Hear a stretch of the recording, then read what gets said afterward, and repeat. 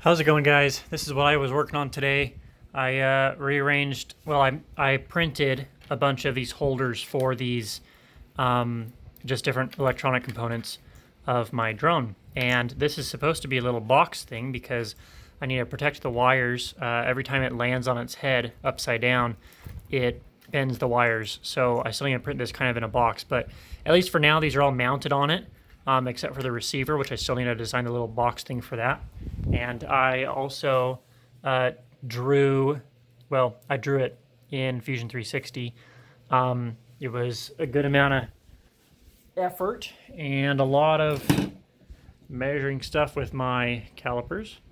And yeah, so it's good. I haven't flown it yet, so make sure you stay tuned for my videos tomorrow, I guess, or whenever.